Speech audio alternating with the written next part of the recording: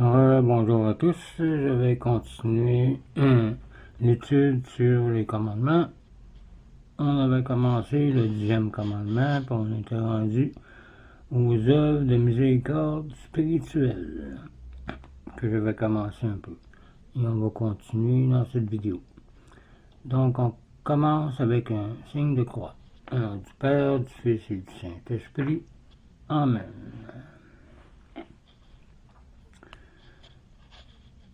Comme j'avais dit avant, la correction fraternelle doit toujours se faire avec douceur, patience et charité.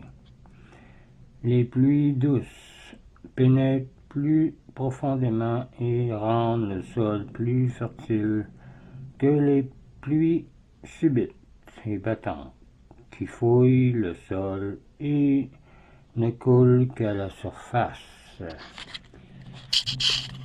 comme disait Corneille de la Pierre.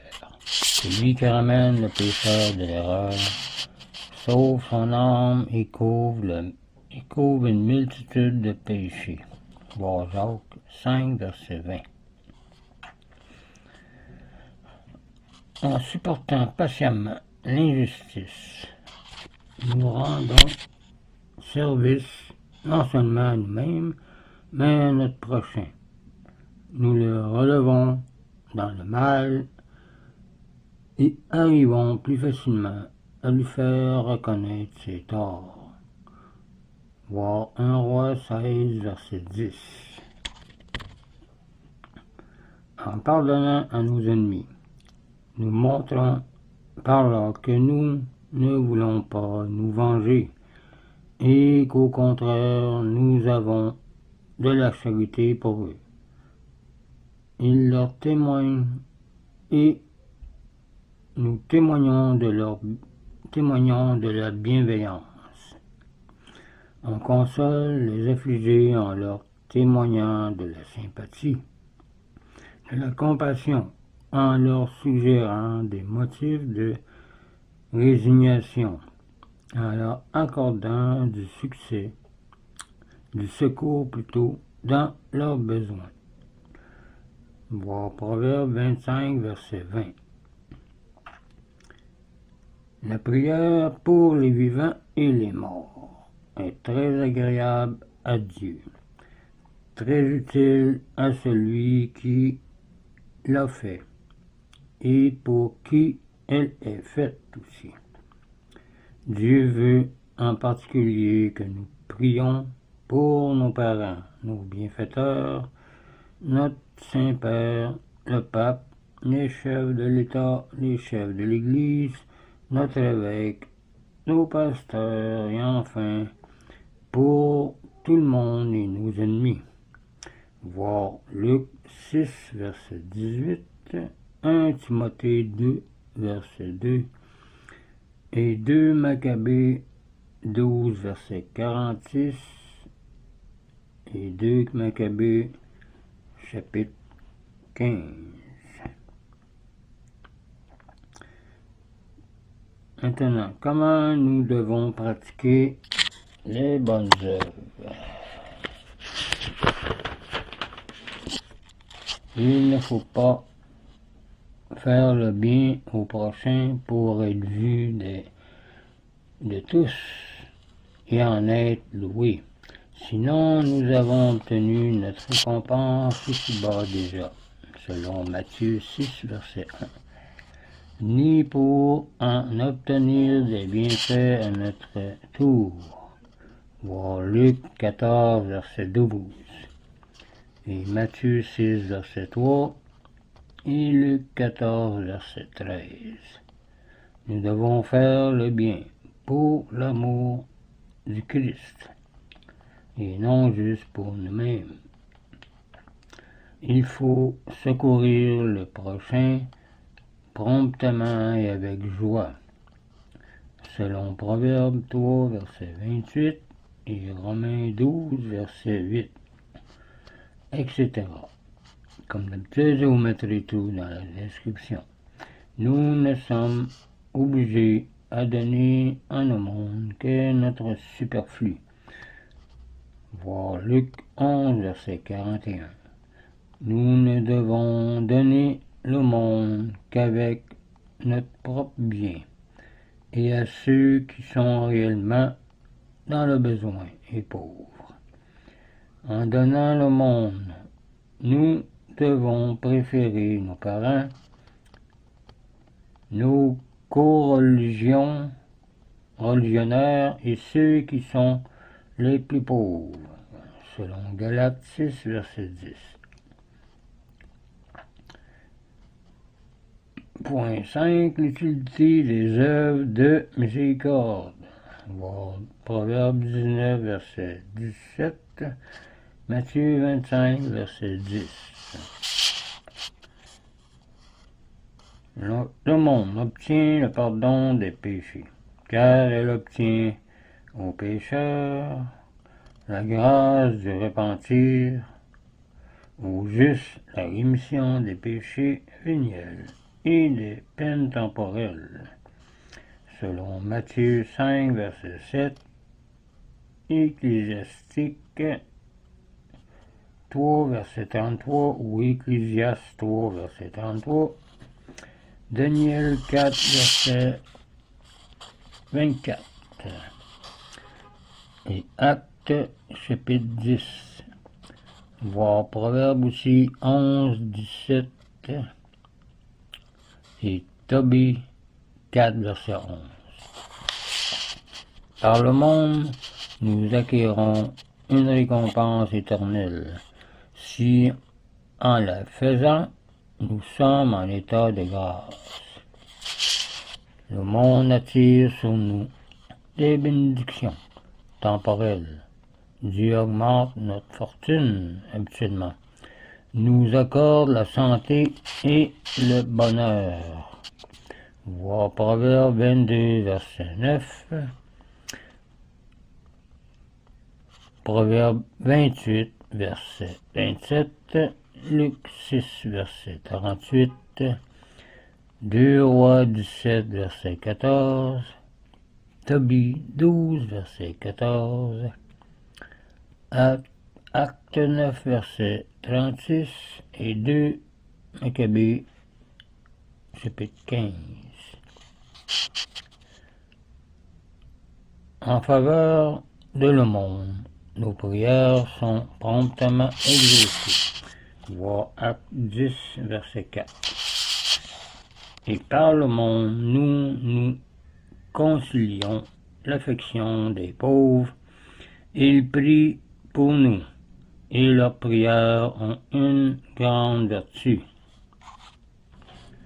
Voir Luc 7, verset 3, Acte 9, verset 39, Luc 16, verset 9, etc. Les devoirs de la reconnaissance envers nos bienfaiteurs. Acte 20, verset 35. Celui qui a été l'objet d'une œuvre de miséricorde est obligé à la reconnaissance. D'abord envers Dieu, ensuite envers son bienfaiteur, car Dieu veut que nous témoignions de la reconnaissance pour les bienfaits reçus. Voir Jacques 1, verset 17, Jean 11, verset 41, Tobie 11, verset 17, 2 Rois 2, Tobie 12, et 2 Rois 9 et 1 Thessaloniciens 5, verset 18.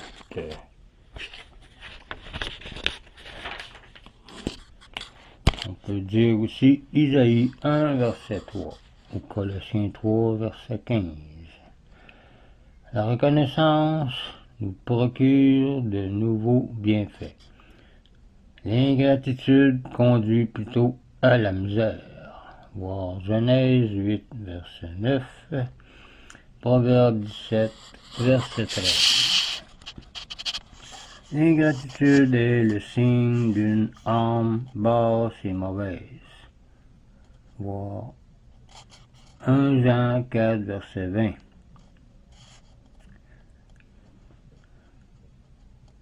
le chrétien pauvre. Voir Matthieu 25, versets 14 à 30. La pauvreté n'est pas un déshonneur aux yeux de Dieu. À ses yeux, la pauvreté sans vertu est une honte, parce qu'elle conduit à la damnation. 2 Corinthiens 8, verset 9, Luc 12, verset 2. Mes frères, croyez-moi, disait saint Augustin, ce n'est pas celui qui a des coffres pleins d'or et d'argent qui est riche, mais celui qui est la demeure de Dieu est rempli du Saint-Esprit, car Dieu donne son esprit à celui qui le demande. Les riches ont moins de facilité pour faire leur salut que les pauvres, selon Matthieu 19, verset 14 et Marc 10, verset 31. Dieu éprouve la personne par la pauvreté souvent, pour son salut. Ecclésiastique 11, verset 14 ou Ecclésiastique 11, verset 14.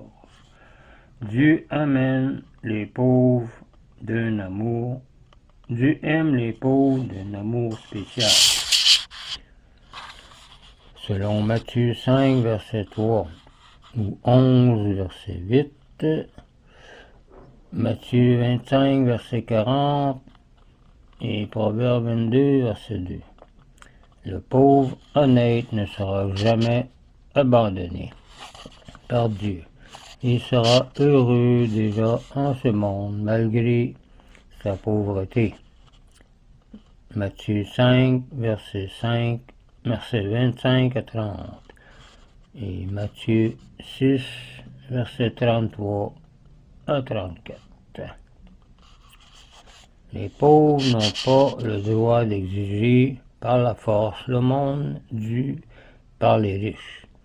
Ils doivent supporter leur sort patiemment et l'améliorer en demandant secours à Dieu et en employant les moyens indiqués par la Providence, selon le pape Léon XIII. Ce serait tout pour le 10e commandement. La prochaine fois, on va parler des 2 commandements qui résument tous les commandements, c'est-à-dire l'amour de Dieu et l'amour du prochain. Il faut se demander pourquoi Dieu a donné les commandements de Dieu. Voir le psaume 148, verset 6. Il les a donnés pour nous rendre temporellement et éternellement heureux. C'est juste pour ça qu'il nous l'a donné. Dieu a imprimé dans l'âme de chaque personne la loi naturelle qui donne les règles fondamentales des actions humaines. Voir Romains 2, versets 14 à 16. Donc, dans la prochaine vidéo, on va parler des 2 plus grands commandements qui résument les 10. Et après ça, on pourra parler des vertus et des péchés de chaque commandement, à peu près. Donc, je vous laisse là-dessus, je vous dis au revoir et une prière.